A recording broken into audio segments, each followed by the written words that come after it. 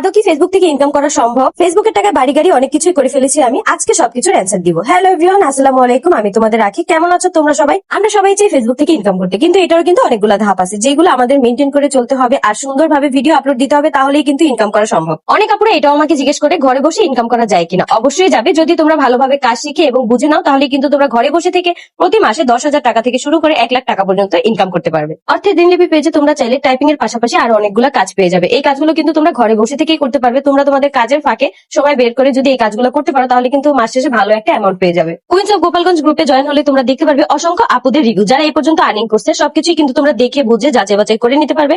তাদের গ্রুপের লিঙ্কটা কিন্তু পিন কমেন্টে দেওয়া থাকবে। অনেকেরই ধারণা যে ফেসবুক থেকে হয়তো আমরা লাখ লাখ টাকা পাই, কিন্তু এটা একদমই একটা ভুল তথ্য। কারণ ফেসবুক থেকে এখন আর লাখ লাখ টাকা দেয় না। এটা যখন দিছে তখন আমার অ্যাকাউন্ট আইডি কোনো কিছুই ছিল না। তখন যারা কামানো ঠিকই, তখন তারা কামাইছে, কিন্তু এখন থেকে তারা হচ্ছে অনেক কম পরিমাণ টাকা দেয়। বলতে গেলে 4 ভাগের 1 ভাগ আর কি টাকা দেয়। তো এটাই ছিল এবারের আমার ফেসবুকের পেমেন্ট। তোমরা এখানে ধারণা করো যে এখানে কত টাকা হতে পারে। যদি কেউ বলতে পারো তাহলে অবশ্যই আমি কমেন্টে রিপ্লাই করবো। ফেসবুকের টাকা যদি বাড়ি গাড়ি করা যেত, তাহলে সর্বপ্রথম মনে হয় আমি বাড়ি করতাম। কারণ আমি যে পরিমাণ হিসাব করে চলি, আমার মতো মনে হয় না কোনো ব্লগার আপুরা অথবা ভাইয়ারা এত পরিমাণ হিসাব করে। কারণ আমি সবসময় চিন্তা করি যে আমার একটা ছোট বাচ্চা আছে, আমার ছোট বাচ্চার ভরণ পোষণ সবকিছুই কিন্তু আমার করতে হয়। আমার পাশাপাশি তার নানাও আছে, সেও কিন্তু করে, কিন্তু তারপরও মেইন টেনশনটা কিন্তু আমার মাথায় থাকে। তারপরেও সবকিছু চিন্তা ভাবনা করেই রেখেছি, কারণ আল্লাহর মতে সবকিছু যদি ফুলফিল হয়, তাহলেই আমি তোমাদের সাথে সবকিছু শেয়ার করবো। কারণ আমি জানি যে তোমরা আমাকে কতটা ভালোবাসো, সাথে করে আমার বেবিটাকেও তোমরা অনেক বেশি ভালোবাসো।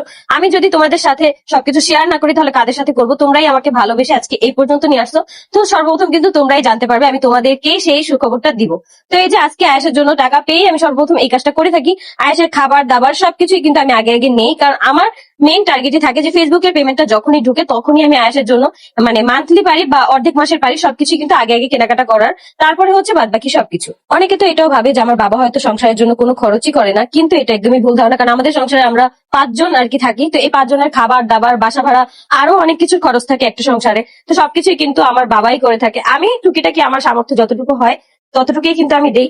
এত কম ইনকামে আমি কিভাবে আমার পুরো সংসারটা চালাবো, এটাই আসলে বুঝি না যে কিছু কিছু মানুষের জ্ঞান বুদ্ধি বিবেক কোনো কিছুই নাই। আমি তোমাদেরকে জাস্ট একটু ধারণা দেই যে এবার আমার আর্নিং কত হয়েছে। এবার আমার আর্নিং হয়েছে 15,000 থেকে 20,000 টাকার মাঝামাঝি। এরকম হচ্ছে আমার ফেসবুকের আর্নিং।